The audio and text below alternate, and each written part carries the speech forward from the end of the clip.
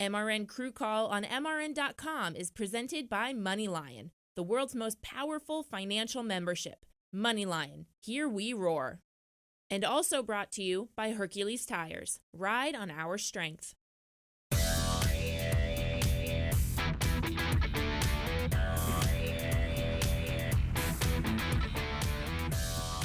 It's not Monday, it's not Tuesday, so it must be Wednesday, and it's MRN Crew Call presented by MoneyLion. I'm your boy, Rocko, a.k.a. Rocko, and I'm here with Orane Ossowski. What's up, Orane? And I also got Nick Covey, the bearded one. I'm a little jealous, you know. Not all of us can obtain the facial fortitude that you have, you know, Hey, some of us have to shave at certain teams, so I'm just lucky to keep it. Yeah, you're right. Hey, but if you did have to shave, would you be the type of guy to shave anyways? I just don't see that, man, in you, man. I just feel it's like been like 9 years. I have no clue. I don't even know what my chin looks like anymore. Orange just grew a beard. Well, actually, no, you've always had a beard. Permanent scruff. It's always like this. Jackman and tire changer for the number 47. Driven by Priest. What's his first name? Ryan. Ryan. No, that's his name. Ryan Priest, number 47. We don't pay drivers any attention here. It's all about the crew members here. But thank you for joining us today, guys. You know, Sure, thanks for having us. fresh off a night race in Kentucky, man. Just jumping right off the back. Do y'all like night races compared to other races, or you don't care? I love them. I'm the exact opposite. Why? Why do you love them, Orane? It's too hot to be running during the day. I'd rather, if they have lights, do it at night. All right. All the time. I don't know. I just like to get up and get it on and get rolling and get home, hopefully before the sun comes down. That's my biggest thing. I mean, you sit around in a hotel all day, and then you get to the track, you sit around for another 5 hours, and then your race is another 4 hours. Like, it's just a waste of 3 days last week, really. I mean, the morning part is. Covey is the type of guy who just likes to get in and get out and get her done, you know, so that's it. That's the best way to describe it, you know. What were the vibes like out there in Kentucky? You know, the brothers won. The Bush brothers run. I mean, that was exciting from my perspective. Watching the race, not being there, I was like, oh, man, this is dope. You know, they're going first and second, and then it just seemed like normally when that first place car gets the lead, you can't catch them, you know. But so it was dope seeing how Kurt Busch, you know, could haul them in, you know. And then at the same time, that leader just doesn't check out, you know. So watching it from TV, it seemed fun and exciting, you know. It didn't seem too crazy or anything stood out. What about from your perspective being there, guys? Anything stand out, or what was your overall vibe? I mean, I'd have to agree. I was telling the guys, which I don't normally do, that I was up watching the big screen for a while because, I mean, the leaders, I felt like at one point, I don't know how many laps it was, but a lot of laps where there's like the top 4 or 5 just kept going at it. Like, I don't think they were passing back and forth too much, but they were literally like racing. Like, not one guy, like you said, just pulled away. So, I mean, I think it was pretty good for the fans in the show. I mean, being able to compete with all that. Yeah, I guess the new package, they don't get strung out like they used to. Yeah. You know, leader be 10 seconds ahead, but I think the big test will be New Hampshire this week because that was a sleeper for me. Right. Like, I fell asleep on pit road numerous of times at New Hampshire in Loudon. So just with them applying that the PJC or whatever, the sticky stuff, you know, I'm curious to see how that's going to affect the race, and maybe we won't be falling asleep so much during pit stops. Right. You know, or maybe that was just a problem that I had. I don't know, but that's neither here nor there. But anyways, JTG Racing, guys, and what a lot of people don't understand is that, yes, you are the pit crew for JTG number 47, but you are athletes from Hendrick Motorsports. Right. Recruited and trained by Hendrick Motorsports, subleased out to JTG. So you're providing JTG with a service, you know, of athleticism. You mean, how do y'all feel about that? How did that come about? Because let me start with you, Orane. You've been at Hendrick Motorsports for 9 years. So if you're 19 years old now, you started when you were 9, right? That's how I remember you. You're always the little kid to me, man. I'm 26 now. Oh, you're 26. Oh, So it kills me. I've been there 10 years, and I'm 32. What the hell? You're grown now, man. How did that come about, man? I started an internship in high school, working in the carbon shop and in the chassis shop as well, and had a friend I worked with who was doing a truck at the time, and he trained at Phil Horton's place through ATC. Yep. It's something I kind of always wanted to do, try out. So I went, bought a gun from Shane Parsnow. changed tires on 48, Alan Quickie's team, long time. Bought a gun, went over to Phil's place, started practicing. Well, he goes by Coach Horton now. I wish you would call him Phil right around these days. He'll make sure. You've been away for a while. So it's been a while, I guess. It's been a while, but yeah, Coach Horton and you. I started doing some market deals with them, and then I started kind of trying to get over at Hendrick through their development program. So then I started going down the practice pad during lunchtime, working out, hitting on the practice hub. So did you obtain that internship with the goal to be a tire changer one day? No. No. It was just to go work in the shop, really. Kind of get my foot in the door. So you're a mechanic. Yeah. Gearhead. Yeah. So then it just kind of took over from there. And your father exposed that to you, right? Because he works at Hendrick Motorsports as well, correct? What's his role and his duty? He's in the fab shop. He's been there about 25 years now. All moved down from Montreal when I was like 18 months old. That's the whole reason we're down here is because of Hendrick. He got a job offer down there. So and got that Rolex now, 25-year Rolex, right? Need a 20-year Rolex. 20-year Rolex. He's got it. So look at you, following Daddy's footsteps, came all the way down from Quebec, from Montreal, and then started out as a gearhead. You wanted to be a mechanic, found out about tire changing, all right, and you kind of infused yourself in the developmental program and kind of worked your way up. That's the only team you've been with since then, right? Yeah. Okay. Because I was just always out there on the practice pad, and either they got really want to give me a shot, or they just got tired of hearing me hitting lug nuts during lunchtime. So they're like, "I will give them a shot." So I still had to do the full combine and all that, which I've never run a 5.10.5 or El Cone drill in my life, but I had to train for it. You know, I wanted to do it, so I had to train for it, and got lucky enough to be on the team. A little different than our man Nick right here and how he got involved. You know, Mr. Big Nebraska Cornhusker. And we want to delve right into that when we get back. Stick around. I want to jump into how Nick Covey, our jackman extraordinaire, got into the sport and made his name as well, and how he fashioned that beautiful beard that he has on his face. We'll be right back with more from MRN Crew Call. Did you know that banks collected over $15 billion in unnecessary bank fees last year? Come on, enough is enough. It's time we took back control of our finances. That's why MoneyLion is proud to bring you the Financial Crew Chief and to be a NASCAR sponsor. Look, no one knows more about hard work and pursuing their dreams than NASCAR fans, drivers, and teams. So we want to bring you the kind of banking that the big banks would never build, with features like zero-fee checking and zero-fee investment accounts. And because life is also meant for a join, with MoneyLion, NASCAR fans get even more. We're giving away 1,500 NASCAR tickets to our members this year. Plus, you can get 5% cash back on NASCAR tickets, at-track purchases, and all purchases at NASCAR.com. Learn more at MoneyLion.com or download our app. This is America's most powerful financial membership. MoneyLion. Here we roar.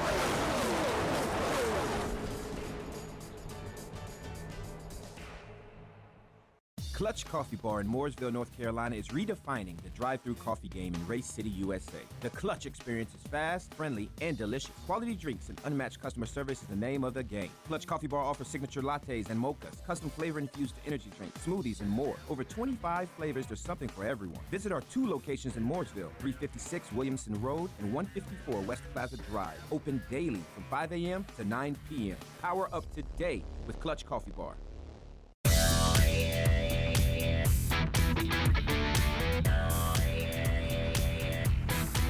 And we're back to the MRN Crew Call presented by MoneyLion. We're talking to Orane Ossowski. Say that 3 times real fast. Orane Ossowski. Orane Ossowski.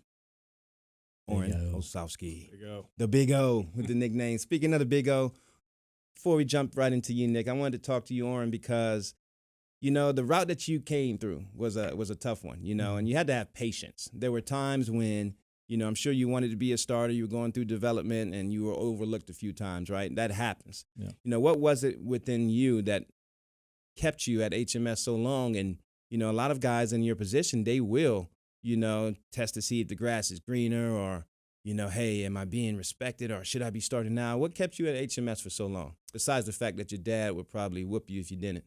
No, he wouldn't do that. I mean, he wants the best for me, but no, I mean, it's just we're at a position now where like all the Cup teams are running good pit stops, really. So it's almost like there's no reason kind of to really make a big change like that.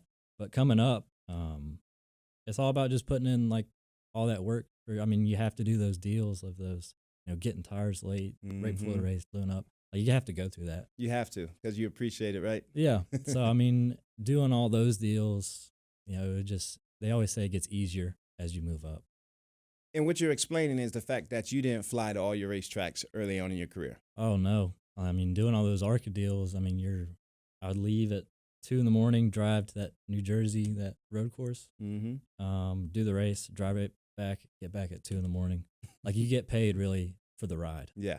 You show up at the racetrack, they're like 3-4 hours. But I know, so the guys that still do that, like the Excalibur and all those guys, I have a lot of respect for them because I've done it, and it's tough. Like, it's a tough grind. It is. But yeah, no, it makes you appreciate, flying on planes and doing all that. So you'll acknowledge that you're a grown man now. I mean, and you got you're about to start a family now. Whoa. Let's see these slideshows. Let's see some pictures here of old Orane. And what you got to explain that. So that's a beautiful picture. What track is that? That was Daytona. I'll put that up on my wall. I know. I got to get one of those canvas prints made of it. That's a nice picture. It was Daytona, the July race last year. Oh, I know that guy. Yeah. You might as well call me daddy in that picture. Back in the backup days when we had, Orane, go run them tires. Remember that guy to the other side of you? Remember him? And who's this lovely lady? That's old girl. Ooh, well, say her name. That's Kayla. Make her happy. Yeah. Outkicked your coverage again. Everybody on this show, they outkicked their coverage. Y'all have some lookers on this show, So describe her. How does she feel about your career and you moving up as a tire changer? No, she supports me. And she's not a hater? Oh, no. You don't have to act like you're having the most miserable time ever when you're on the road? No. When you're in Vegas or you're in Miami, oh, this is terrible. No, she's cool with it. You don't have to do that? Oh, well, you're lucky. Nick Covey, on the other hand, let's talk to you, Nick. Cornhusker, Nebraska Cornhusker. I remember when I met you as a rookie year at HMS. He came in, bald head, no beard, looking like a linebacker. About 280 pounds, about probably. 280. Somewhere in there. Beast mode 280. Yeah. Now all you do is eat cardboard and gross now and grow hair. Fruits and vegetables. Yeah. Fruits and vegetables. Yeah, no cardboard. I don't know how how that would feel coming out. I want to show pictures of your family because I think there might be someone responsible for your eating habits and your whole lifestyle change now. And look at you. There goes Nick Covey. We already know you live in the water. Love it. You love the water. I love it. Who's that? That's wifey. That's Jessica. That's where wifey. Oh, yeah. Jessica. Shout out to Jessica. Or Puerto Rico. The reason why you don't eat meat anymore. Shouts out to Jessica. That's it. Tell me about this diet you're on, man, as we look at your pictures. There's a track picture right there. That's looking nice. It's just a plant-based vegan diet, man. Mm-hmm. That's all it is. And it's all fruits, vegetables, and we try to do low carb, and that's it. What about your kids? Are they on the board with you? Yeah, they're the same way. Yep, they didn't have a choice. If you would describe your sons and your kids, your 2 sons and your daughter in 2 words or less. Wide open. All the time. All the time. So they get that from daddy. Oh, yeah. Yeah, they're just go, man. So can we play the video of Nick Covey back in his younger years? And just a reminder to all of our listeners, you can watch all of our pictures and our videos on MRN.com or the Motor Racing Network fan page on Facebook. And you can get a view of these gentlemen's lovely families, as well as if we can play the interview that we had of you. It's about a 2-minute interview, and I think that you hit some good points, and we can gain a very good understanding of who you are, Nick Covey. All right. High school football players all over the nation dream of performing in front of sold-out crowds in the loudest venues in the world. That's exactly the road Mountain Ridge grad Nick Covey has driven. Well, kinda. The 2005 Mountain Lion grad is now the jackman for the JTG Doherty Racing number 47, lifting a 3,300-pound car in stadiums exceeding 140 decibels, nearly twice as loud as an NFL stadium. I started playing football in 6th grade. I got pulled up at the end of my freshman year, and then I played 3 years on varsity level. The linebacker tight end hybrid helped lead the Mountain Lions to multiple 5A Northwest Region championships and Mountain Ridge's only state championship appearance in 2004. After an injury-riddled career at Nebraska, Covey's athletic career appeared to be over. Played a couple games, couple snaps here and there, but for the most part, it was mostly just surgeries and school and practice for me, and a lot of rehab stuff. Shoulders and knees, and just surgery after surgery. I couldn't seem to keep my ligaments together. until an unexpected call came in from NASCAR. A guy named Jack Stark was affiliated with Nebraska and affiliated with Hendrick Motorsports, and they were starting to do a pit crew combine tryout type of thing. I got a phone call about 2 months after the tryout, and they said, hey, can you move to Charlotte in 2 weeks? And I said, yes, sir, and that was basically it. When it comes to carryover from the gridiron to pit road, besides athleticism, the only other significant ability Covey uses is an athlete's vision. Like, I can see my changers going all at once. It kind of helps with your perception. I think growing up and playing sports, you kind of learn that you can feel a guy on your side, or you can see a guy in front of you or past you. You can kind of look through things. After a decade on pit roads across the U.S., Covey knows none of this would be possible without his time in Glendale at Mountain Ridge. I mean, got me to where I'm at now. You know, it got me over to Nebraska with a scholarship there, and then led me up into racing. Arizona, man, I read a little bit too. Your father tried you out a little bit in quarter midgets, and then that was like a year or something. It got to the point where it was like, hey, this is expensive. You're pretty big. You want to keep doing this or go play football? And we chose football. Jimmy Spencer did it. You know, he's a pretty big guy in a race car. I think that was my dad's excuse to not have to pay for it. Hey, I agree. It is very expensive, and, you know, stick and ball is so much easier. Right. But was it anything like you expected once you got into it? What's that? Pit crewing. No, not really. I didn't realize you count on your other guys in a different way. Yeah. Rather than, you know, hey, like on defense, right? If you're going to make a tackle, like, you might have 5 guys that can come help you make that tackle. Mm-hmm. If you miss a peg, like, Orane's not going to come over here and jack the car for me or be like, hey, I'm going to slide that peg over there for take your jack plate and put it here for you. So it's really like you count on them to do it, but you have to do it yourself. Exactly. So it's 2 different ways. It's kind of hard to explain that. But. No, I understand 100% on what you're right. On what you went through with that. And then I also want to talk about, well, you said you were injury riddled, you know, at the same, you know, during college, you know, snapper 2 here. And then when the call came for you to come to Charlotte, you were right on board, you know, but the same thing could happen with our careers here, you know. So that brings me up to a good point. We have what we like to call the financial crew chief, and it's presented by MoneyLion. In this section, we look at ways that we can prepare for those things when they happen, when you are benched, when you're not the starter anymore. And that could be a huge hit to your wallet, you know, because the difference in pay, let's just say in pay from a starter to a backup could be over half, you know, in the situation. Yeah. So with that being said, let's start with you, Orane. What are some things that you're looking at besides pit crewing, even though we know you're only 19 years old? Well, I mean, still at the time, I kind of still work on some special projects over at Hendrick. Special. Yeah, I can't get into it too much.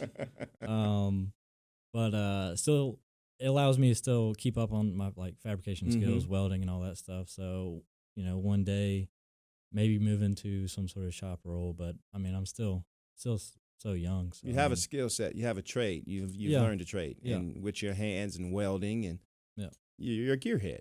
Yeah, that's what we call you. You know, gearhead. Darn mechanic. You're the ones we didn't like when we were just coming in as athletes, and we didn't know what a 9/16 was or a half an inch was. I didn't know what that was. You were over there laughing at us behind our back. Like, that's a 9/16, dummy. You guys can just look at it and that's a half. I can do that now. Right. You know, what about you, Nick? How are you my planning? wife and I are trying to do a few things outside. We have one big goal is to do a food truck. We make a lot with talking about food with your earlier. diet. With your diet. A lot of people ask us certain questions. When people come over for dinners or whatnot, they always say, oh, there's no meat in this or there's no dairy in this, and they love our food. Let me stop you right here, because you just made me remember a story. When we were on a plane once, as soon as you get on a plane, all you do is smell this very pungent, this very overpowering smell of beets, and I don't know what you would. I don't know. I don't think it was beets. I don't know what it was. Anyways, the pilot comes out, and he's asking you what you're eating. Then the flight attendant comes and asks what you're eating, and you're sitting there holding an infomercial session in the plane. I'm like, can we take off? Because Covey's explaining his meal, right? So that's what you mean by that. So a lot of people ask questions about it. So we're talking about possibly in the next year or so opening up a food truck, and everyone that comes over seems to love our food. So we started selling some salsa on the side. We started selling some hummus on the side. A lot of guys at work.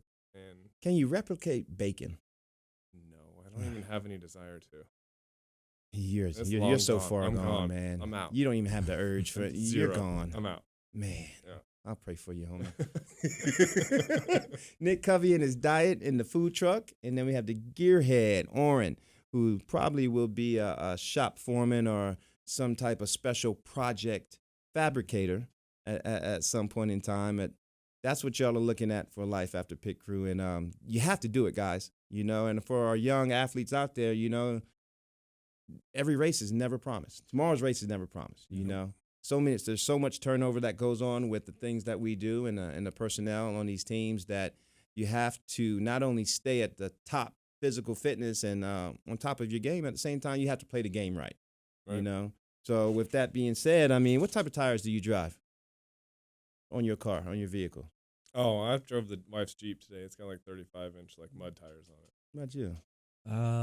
I got some Nittos on there, and they're like Ooh, 18. he's got Wheels those are Nittos. 18. Well, with that being said, Hercules Tires is giving away a free set of tires every month.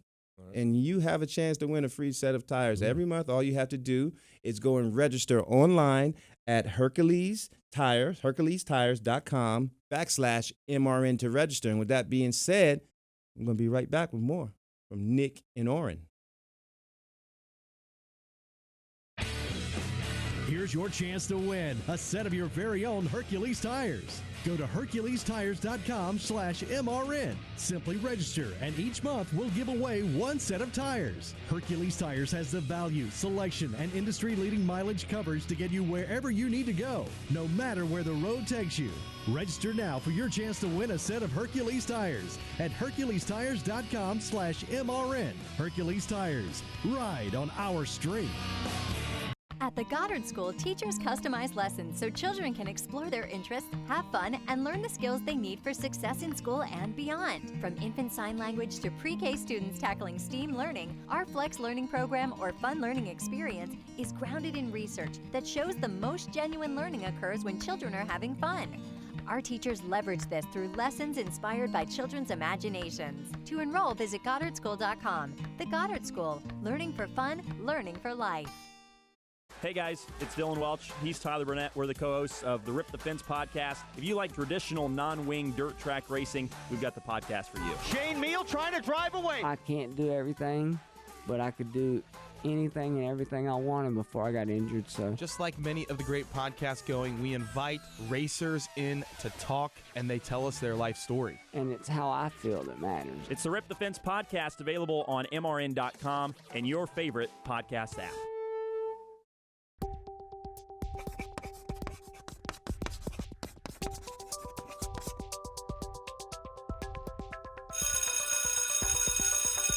Getting to School is presented by the Goddard School, the best childhood preparation for social and academic success. Visit GoddardSchool.com for more information. The Goddard School, learning for fun, learning for life. So, Nick, with your little rugrats running around, you got 2 and 1, so you have 3 total, and I have 4 total.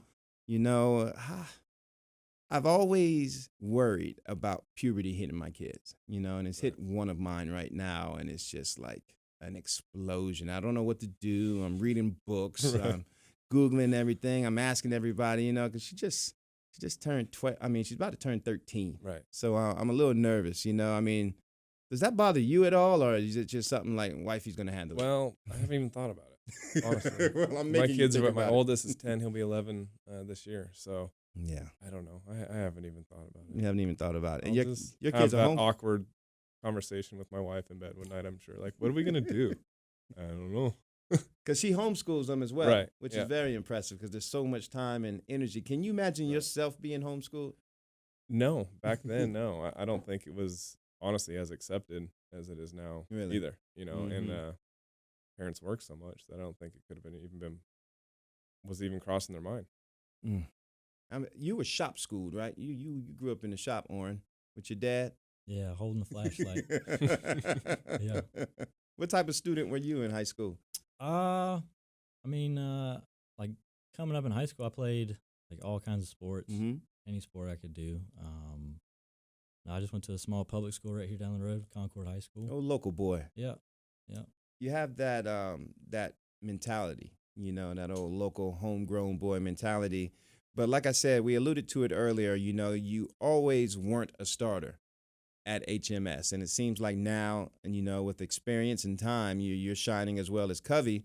You know, you've always been shining. You know, you came out and you started right away on the 88 car. You know, for some reason, I always tied you to the 48, but you were an 88 guy, and you really were fast-tracked a lot faster than a lot of other athletes. How was that? Can you talk a little bit about that?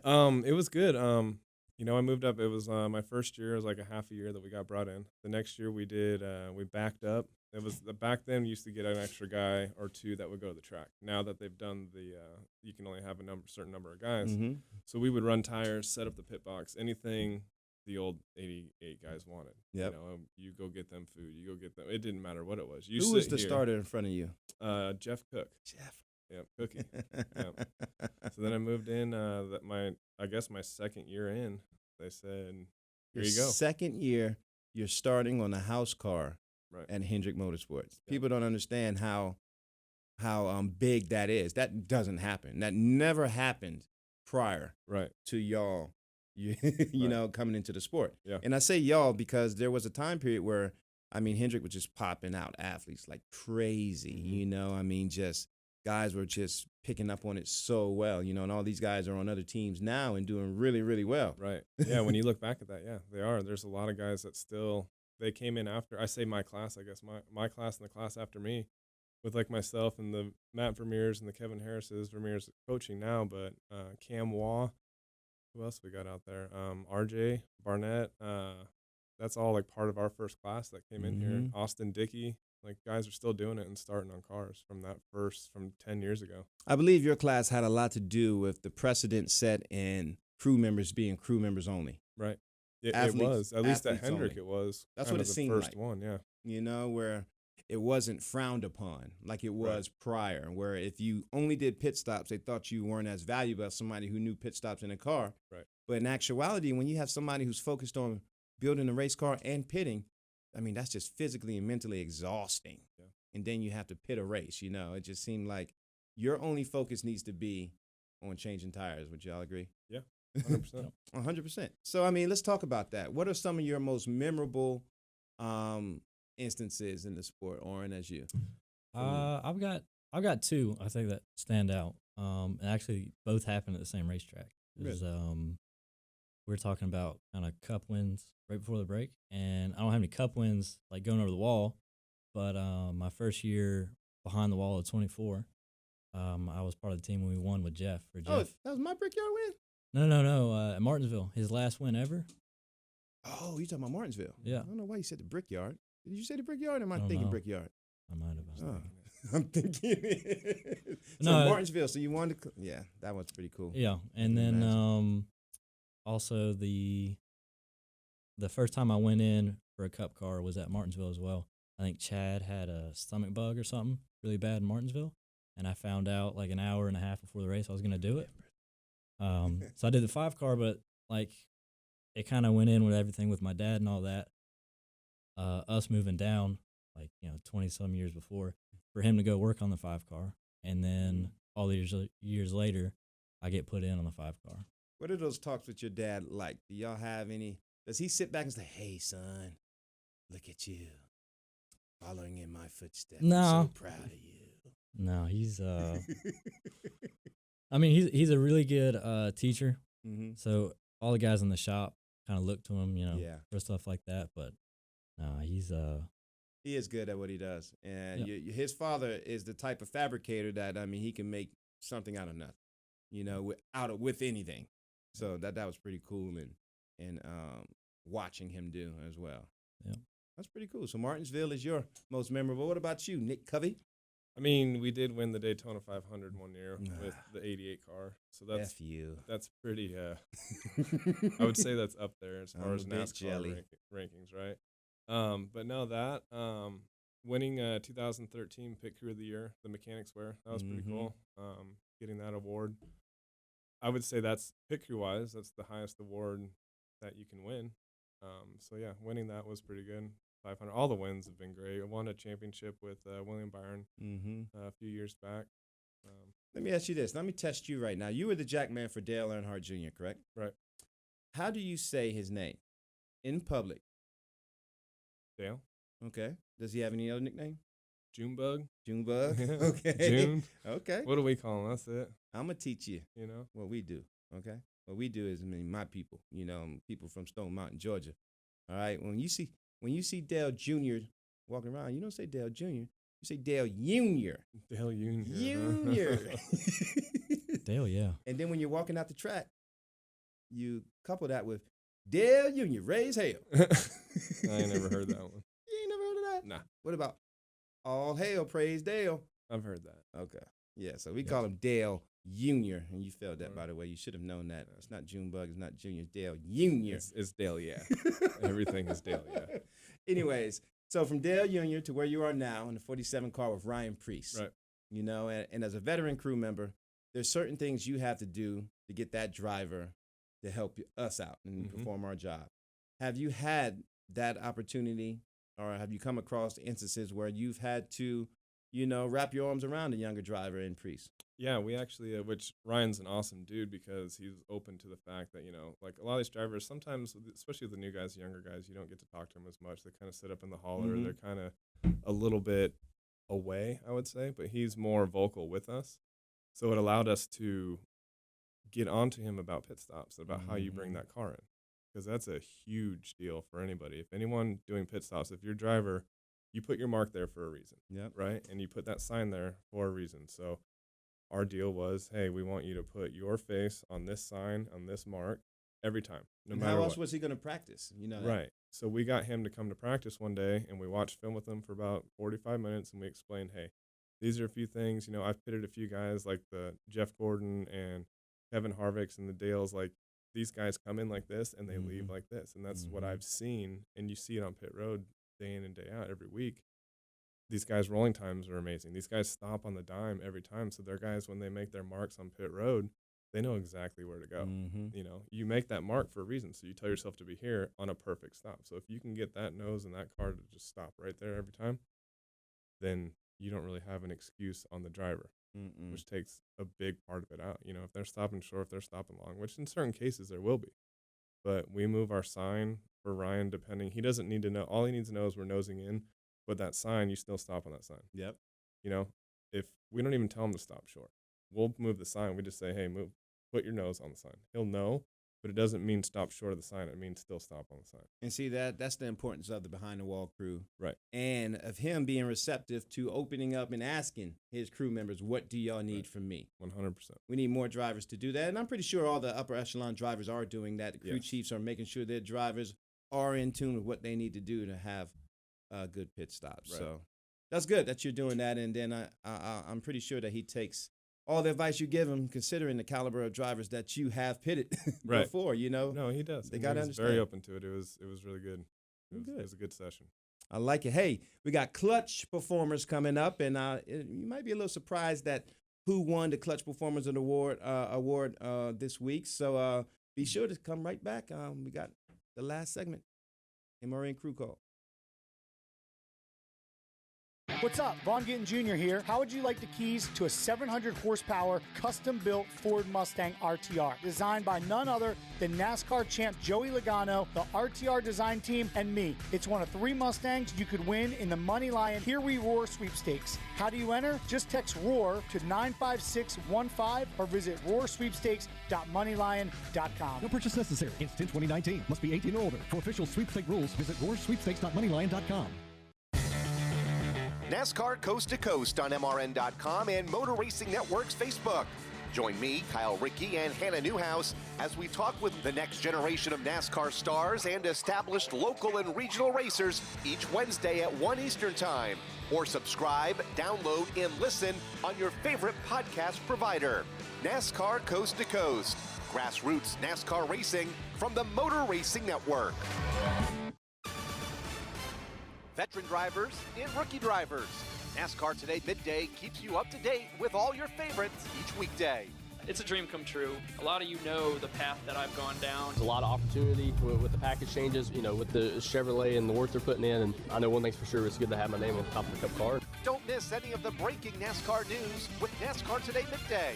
Only on the Motor Racing Network, the voice of NASCAR.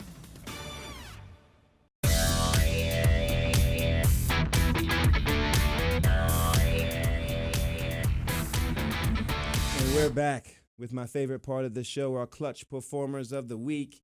And like I said, I alluded to the fact that naturally you want to give it to the one guys and Kurt Busch's team for winning, but I feel like he didn't do it on his own. And that's why that award goes to the number 42 pit crew of Kyle Larson. Chip Ganassi Racing's own, Kurt Busch's teammate, but at the same time, they put their car out in position to leave in third, to be right behind their teammate in Kurt Busch, and that consists of Michael Roberts as the front tire changer, Steve Price, who was on our show a couple of weeks ago, rear tire changer, Shane Wilson on the jack, Phil Foster, tire carrier, recent guest as well, and Mike Metcalf Jr., congratulations on your Clutch Coffee Performance of the Week award and pushing your teammate, Kurt Busch, number 1, to a very exciting victory in Kentucky in the nighttime hours. So that was an exciting race. Congratulations, number 42 team. As a tire changer, you guys are divas in my mind. You've always whining. You're always complaining. You'll get paid the most. You have the most responsibility, but, whatever the case may be. But there are things that happen to you guys that makes me laugh a little bit in my heart because, I do have a little jealousy to the fact that I can't change tires, else I would be a tire changer. But tell me about an incident that happened with you and a lug nut was glued to your face, it looked like. Yeah, it was stuck. No, it was show the picture. Go ahead. And what happened? Yeah, it was last Martinsville. Lug nut flew up inside my. There it is. Oh yeah, it's in your glasses right now. Yeah. Look at your face. I mean, it bounced off the ground perfect and then slid up underneath my lenses of my glasses, and it was kind of rattling around. Look at that war wound. Here it goes. Can we see it go? Yeah. Ooh. So I have one eye closed here, and I was trying to get out of there as quickly as I could, and I made it worse. I yanked on my helmet, tried to get it out, and it slid down and got pinched in between my lenses. Were you talking to yourself in your mind when that happened, or I mean, were you trying to ignore it? This only takes 2 seconds here, but I can't tell you how many thoughts ran through my head in those 2 seconds. Like, I'm going to lose my eyeball. What happened to you? Look at your face. Nick Covey. Yeah, Covey looks at me after the stop, and he's like, dude. Speaking of which, Covey, I have a question for you. And this comes from a jack man, a developmental jack man. And he's asking, I would say his name is Jordan. And he's asking you, is there a way to prevent your jack from getting stuck underneath the car? I don't know. I've never had that problem. Knock on wood. Never had that problem. No. So is there anything you do that prevents that from happening?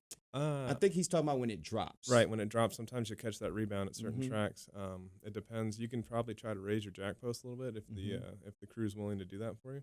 Okay. But a lot of times we like to run them lower so we don't have to peg as hard. But no, I would just say when it drops, you got to kind of anticipate that and pull. You want to pull up on the jack instead of pulling straight out.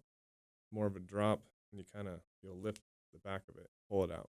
I think that seems to help a little bit. That's at least what I tell my carriers or something, on a 2-tire stop now to drop the car. I think that's what happened on a 2-tire stop. Yeah. It's on the right side when he dropped. Don't drop their car normally. They don't know that feeling. So you got to know if you're going to have rebound. You got to know certain springs are going to be softer than others, and you got to know that you're going to have that. But a lot of times these things that are happening, like when we had our carrier on this, I would tell them, hey, make sure when you drop this thing, pull it out because it will get stuck. It's just after repetition. And it's not just out, it's up. It's more of a out and up. Out and up. It's like kind of like scooping it backwards. If you can think of trying to scoop it into the ground and pull it out, I guess is the best way to think of it. Okay. That makes sense. I hope that answers your question, Jordan. I won't say your last name for anonymity. We all hate being exposed when we mess up in our line of work. But at the same time, it does help getting veteran advice because you said it's never happened to you, but I mean, preparation. It's been close. It's been close for sure. A lot of times you get lazy on the left side. Sometimes, you be dropping with one hand and you just, oh no, like you gotta, I don't know how to, that's the best I can explain it. It's almost like if you can dig down and pull it out. Well, guys, like I said, we appreciate you coming on the show today, and anything you want to say as it relates to New Hampshire and what you're looking forward to in the race this weekend. Yeah, I mean, New Hampshire is, a lot of times is a track where chain setups in the rear. I mean, you have tires are going to be low a lot of times. I mean, I don't know if this new package if it changed anything, but that's what you're going to be looking out for. Yeah, I mean, hopefully don't have to bump, the left side. Hopefully the tires will come up. So non-liners. Non-liners. Well said. Non-liners. You're talking like a carrier now. Well, I'm not. That's why I like them. What he means is there's going to be some light tires out there in New Hampshire. You know, those inner liner tires, you know, they can wear on you pretty good on a hot race day, right? That's it. That's it. Especially when you're not a carrier. I appreciate y'all coming on the show. Good luck out there in New Hampshire. Ball out on them and, shoot for them top 10s and finishing on that lead lap and just doing what y'all do. You know what I'm saying? Thanks, Rocko. Appreciate y'all, man. The bearded one.